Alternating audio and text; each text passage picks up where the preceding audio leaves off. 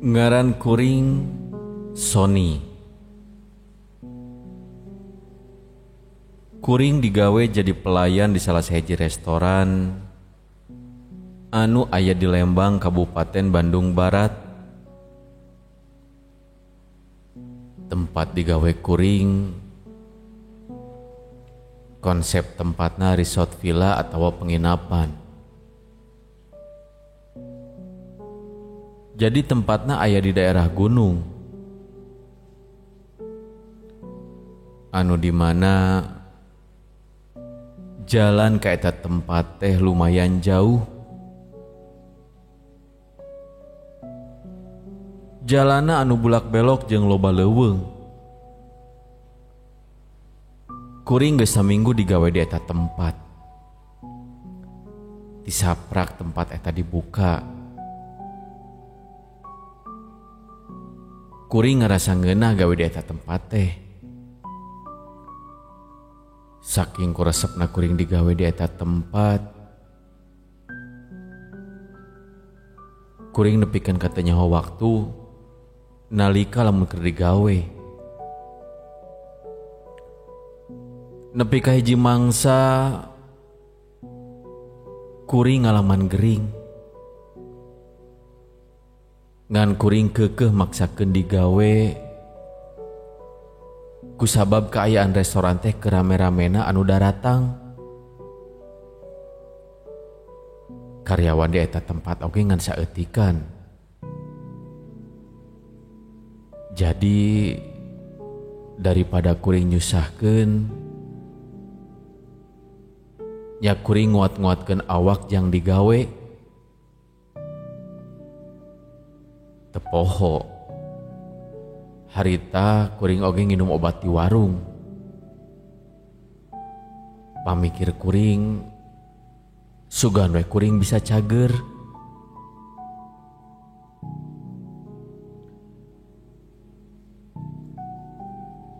Kejadian ieu kaalaman kurang leuwih 3 tahun ka tukang. Teu lila saacan masa pandemi. Balik deui kana carita, sanggeus kuring nginum obat warung, kuring maksakeun digawe.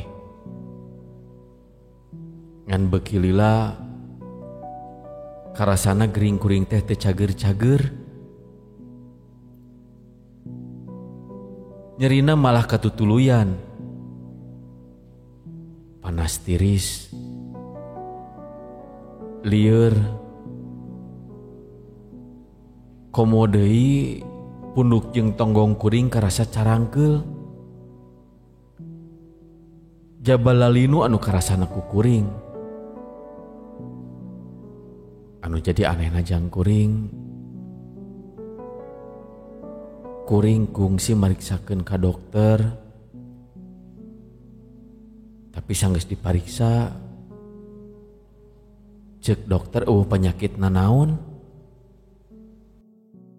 Janten, kuring teh kasarang panyawat naon, Dok? Teu kuna naon. Eta mah mung kacapean hungkul jeung minang kaanginan. Oh gitu, Dok. Janten, kumaha tuh? Teu kumaha, tong hariwang istirahat we anu cukupnya jeung tong hilap tandongna dituang sareng udah dugi ka seep. Cenah cek dokter kuringan kacapean hungkul jeung kuring ukur dititah kudu loba istirahat hungkul. Kuring jadi beuki heran. Sanggeus balik ti dokter, kuring nyimpang ka imah nini anu imahna teu jauh ti dokter tempat kuring dipariksa. Jeung memang teu jauh ti tempat kuring digawe. Saukur nyimpang bari jeung niat silaturahmi. Barang nepi, Nini kuring langsung mapag kuring. Kuring ngomong yen kuring kergering. Kuring oge nyarita yen kuring digawe di restoran anyar di eta tempat. Nini kuring nanya, yen kuring teh gering naon? Jeung nanya, digawe naon kuring di eta tempat? Kuring ngomong, yen kuring resep digawe di eta tempat. Jeung lamun masalah gering, kuring ngomong, yen cek dokter kuring ngan ukur kecapean, teu gering nanaon. Padahal anu karasa ku kuring teu ngeunah awak. Panas tiris, lieur, jeung lalinu.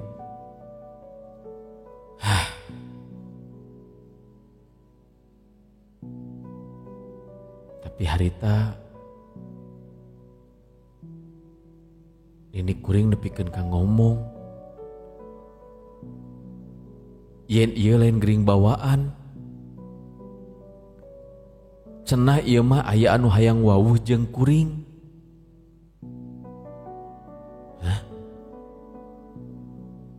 Hayang wawuh? Maksudna kuring teu ngadengekeun omongan anu jadi Nini. Kuring mikir, omongan Nini kuring mah ngan saukur heureuy atawa nyindiran ka kuring. Meh kuring boga kabogoh, jeung wawuh ka awewe meh aya anu ngurus kuring. Tekung silila, kuring indit imah Nini. Nini kuring ninggalikeun kuring, menit telak, siga anu hariwang ka kuring. Saacan kuring indit, Nini kuring nitah kuring diuk heula sakedeung. Manehna nyeklan leungeun kuring. Bari bibirna geger nyeman, siga anu keur macakeun doa.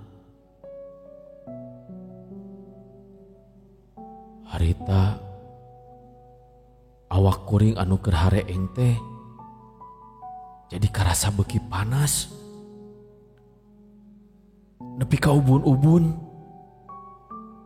Ting naon anu keur dipigawe ku Nini kuring. Sanggeus Nini kuring beres ngadoa, anehna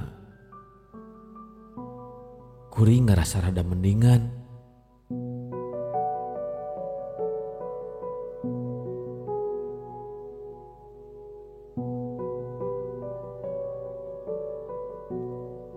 Singkat cerita, sanggeus 2 minggu kuring ngarasa beuki dia awak beuki mendingan. Jeung kuring geus bisa digawe deui. Harita pas keur peuting Salasa, kuring kabagean gawe si peuting. Jeung babaturan kuring anu ngaranna Rini. Jam 4 kuring datang ke restoran. Kaayaan didinya masih kene sepi. Hiji-hiji babaturan kuring anu gawe sip isuk paramit ka kuring, ninggalkeun kuring jeung si Rini. Pawanto salaku manajer kuring oge pamit. Da cenah jam genep aya urusan, jadi nitipkeun operasional ka kuring. Didinya ngan aya kuring jeung si Rini jeung sababaraha urang pagawe dapur. bisa kahitung di eta tempat kuringan ukur aya 4 jelema. Waktu geus nunjukkeun jam 7 peuting. Kuring mikir, nah tumben-tumbenan restoran teh sepi. Tapi bisa jadi pedah poe digawe meureunnan. Nungguan jalma anu datang puguh ge matak bosen. Terila tidinya si Rini izin rek istirahat jeung rek dahar heula. Nya kuring oge nitip ka manehna rek meuli sango goreng anu tempatna teu jauh ti restoran eta. Din, kuring nitipnya. Gantian. Ayeuna mah ieu ku urang dijagaan heula. Ti harita nu aya ngan kuring sorangan di hareupeun resto. Sedengkeun dua pagawe dapur kaciri ku kuring keur ngarome HP di dapur. Teu karasa waktu geus nunjukkeun jam 8 peuting.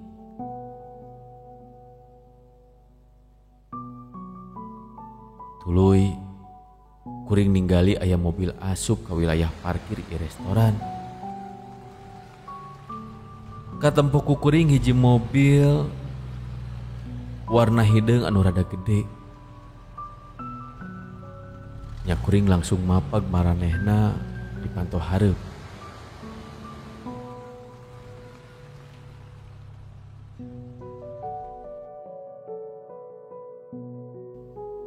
Tina mobil eta katempo turun 4 urang budak ngora. Nya eta aya 2 awewe jeung 2 lalaki anu katempo ku kuring sigana maranehna geus ngaliwatan perjalanan jauh.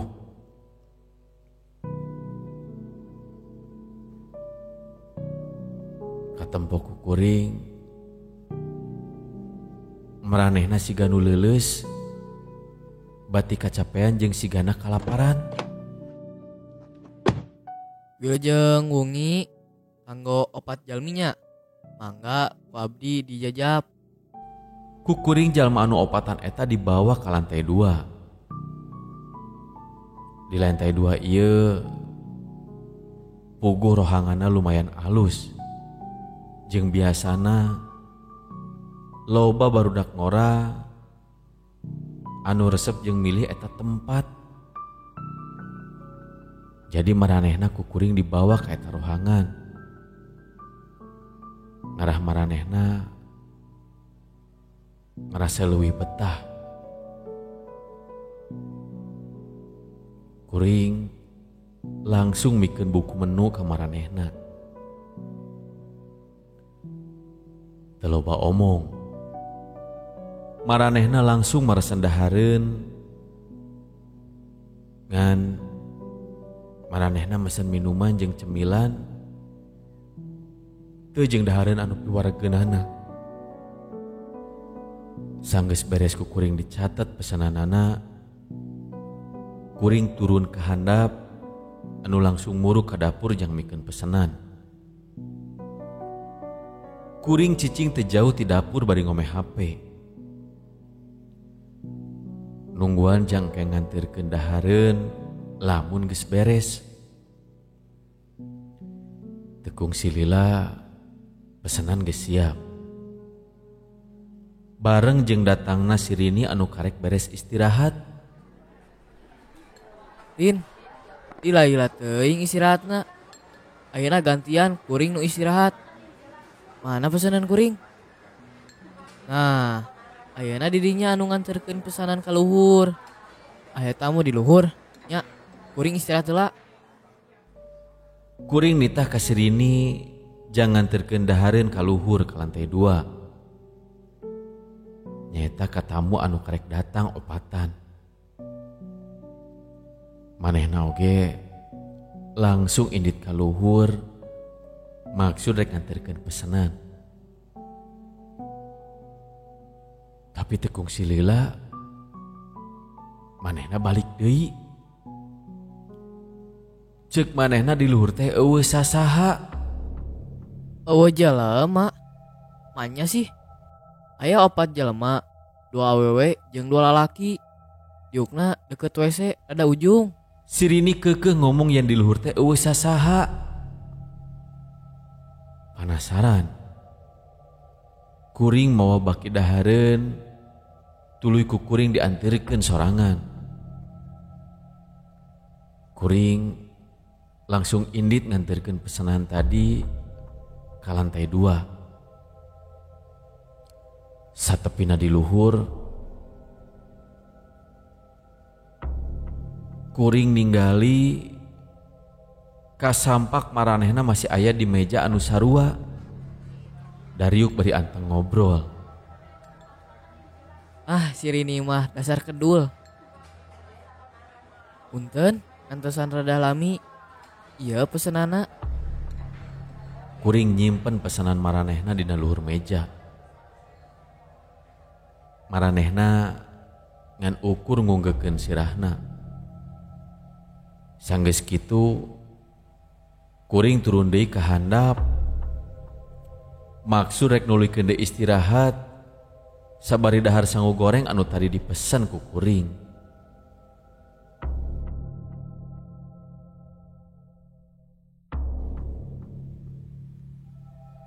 Sanggeus beres dahar, kuring balik deui ka luhur. Maksud rek ngecek bisi maranehna rek nambah deui pesanan. Tapi satepina kuring di luhur, kuring teu ningali jalma anu opatan teh. Samalah dahareun oge masih keneh weuteuh. Kamana nya? Nah hareueuh. Kuring langsung turun deui. Maksud rek nanya ka si Rini, tamu anu tadi aya di lantai 2 ka mana? Nah maranehna teh geus mayar terus langsung balik atau kumaha? Ngadenge omongan kuring siga kitu, si Rini siga anu reuwas. Manehna ngomong da eueuh anu mayar jeung eueuh anu turun ti lantai 2. Si Rini ngayakinkeun kuring yen eueuh tamu anu dahar di dieu. Harita manehna oge ngomong bari rada tarik. Tunduh merenya maneh mah jelas-jelas aya tamu di luhur. Basa kuring keur ngobrol jeung si Rini. Ujug-ujug kadenge ku kuring. Aa, abdi bade nambah. Tuh kan, aya cek kuring ge. Terkacai meureun tadi mah. Cek kuring ka si Rini. Kuring langsung naik deui ka lantai 2. Kuring ningali tamu anu opatan keur dariuk di dinya bari ngadahar-dahareun anu aya dina meja. Tambihanana bade naon teh? Tambahana 2 jus jeruk. Kami tiasa di pasihan kembang melati nya, A. Kembang malati. Di dieu mah teu gaduh kembang malati teh. Hapunten pisan. Nya atuh kembang naon weh anu aya di dieu pangnyandakeun ka dieu nya. Harita kuring rada bingung kanu pamentaanana. Tapi harita ku kuring diinyakeun we heula. Tuluy kuring turun ke handap ninggalkeun maranehanana. Kuring indit ka pantry mikeun pesanan maranehanana. Sanggeus es jerukna siap, kuring langsung nganterkeun deui ka luhur. Maranehanana masih diuk di posisi anu sarua. Iya teh, 2 jus jerukna. Tapi punten, di dieu mah teu gaduh kembangna naon teh. Salah sahiji awewe anu aya di dinya melongkeun ka kuring. Teutepanana seukeut pisan. Tapi tekung si Lila tina keur kaayaan kitu. Ujug-ujug lampu di eta tempat teh parem. Astagfirullah. Kaayaan jadi poek sehari tama. Kuring reuas, campur bingung harita teh. Tapi dina kaayaan kitu tekung silila eta lampu teh hurung deui. Tapi basa lampu hurung deui, aya anu ngajadikeun kuring reuas. Ujug-ujug opat jalema anu aya di hareupeun kuring teh eueuh ngahanga leungit. Kuring teu percaya ka nu naon anu ku kuring katempo. Bari ge gisik panon, kuring merhatikeun eta sabudeureun tempat. Inuman jeung dahareun anu dina luhur meja teh katempo masih keneh heueuh. Nah kuring teh keur ngimpi atawa kumaha.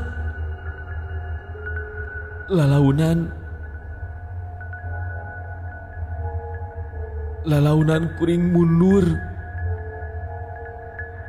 bari malikeun awak anu maksud rek turun ka handap.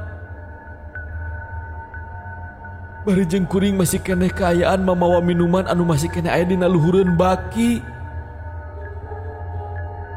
Can oge malikeun awak. Ujug-ujug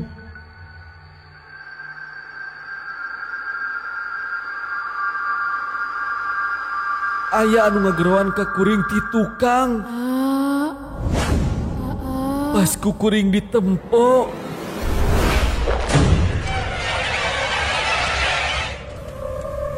gening di eta tempat teh heueuh saha. Padahal atra jelas pisan kadenge ku kuring aya anu ngageroan ka kuring. Malahan opat jelema anu tadi dalahari dinya teh geus teu kasampak deui. Kuring luncat bari jeung soak nepikeun ka kuring ngalabuhkeun nampan anu aya 2 gelas jus jeruk eta. Dan kadenge ku kuring sora anu tulung-tulungan. Jelas pisan kadenge ku kuring aya sora anu minta tulung ka kuring. Harita keneh kuring langsung muru ka palebah tangga.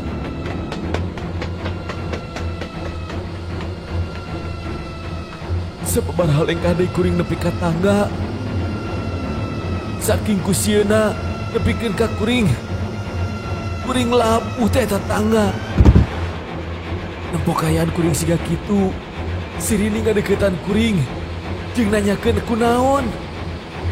Ya kuring ngomong yen kuring panggih jeung jurig. Kuring nitah ka si Rini ka luhur keur mastikeun naon nu ku kuring ditempo eta teh bener atawa henteu. Geus kitu manehna langsung naik ka luhur. Kuring mah cicing di handap bari nungguan. Tapi sanggeus sadalila kuring nungguan, si Rini teh kahandap-handap deui. Hariwang aya nanaon, nya kuring oge ngawanikeun maneh nyusul ka luhur.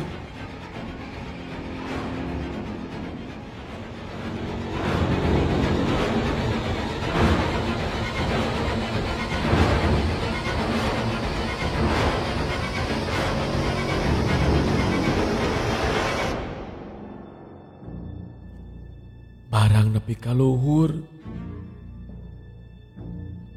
kuring nempo si Rini keur diuk di kursi anu aya di lantai 2.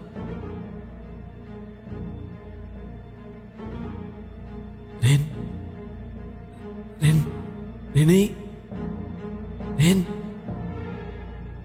tetep pada kosong. Jeng Sirini ujung-ujung gagorowo. Manehna kasurupan. Tila ti harita kuring nempo urang dapur nyusul kuring kaluhur. Nya kuring jeung nu lainna langsung mawa Sirini ke handap. Tapi harita karasana awak Sirini kerasa berat pisan. Kuring siga anu mawa leuwih ti hiji jelema. Salah saji babaturan kuring langsung macakeun doa-doa. Dikitukeun mah Sirini beuki gogorowokan. Kebetulan sanggeus 10 menit dina kaayaan kitu, Sirini oge langsung kepaehan.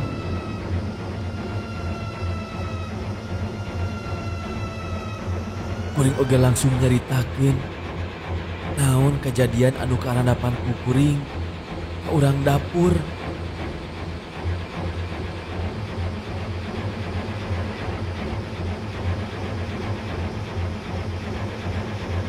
Ya kuring jeung urang dapur langsung nempo ka luhur.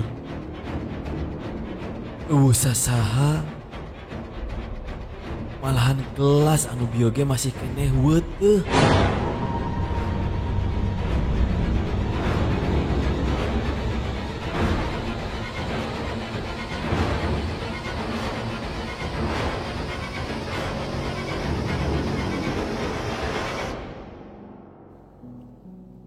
Harita kuring buru-buru mersihan gelas anu tadi murag bari jeung dibaturan ku staf dapur anu lainna.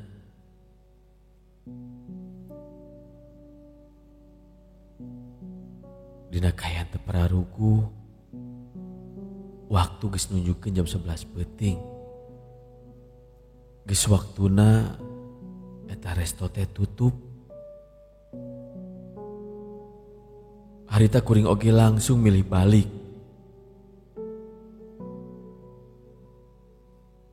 Harita kuring milih balik ka imah nini kuring.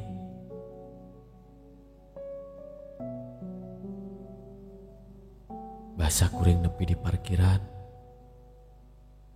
Kuring karek nyadar yang di parkiran eta oge eueuh mobil hideung anu katempo ku kuring basah keur mimiti.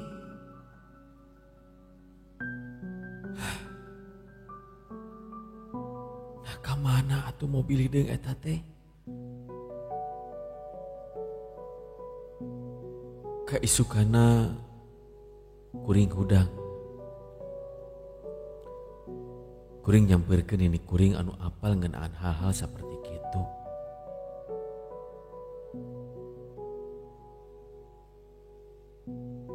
Kuring nyaritakeun kejadian anu kaalaman ku kuring tadi peuting. Geus kitu nini kuring ngomong, timimiti basa kuring gering. Kuring teh ketempelan sosok makhluk gaib nu aya di eta tempat. Nini kuring nulikeun deui nyarita yen di daerah eta teh kawilang sanget.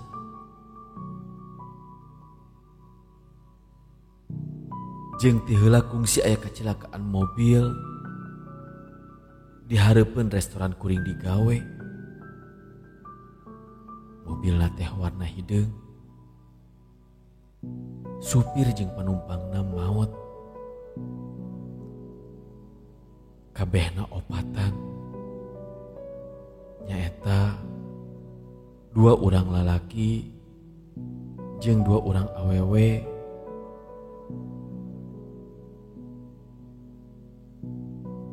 anu mana dongeng anu diceritakeun ku nini kuring teh sarua jeung anu ku kuring katempo basa peuting. Malahan nini kuring oge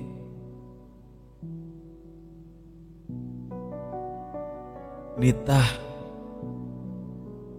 sangkan ngayakeun pangajian di eta restoran.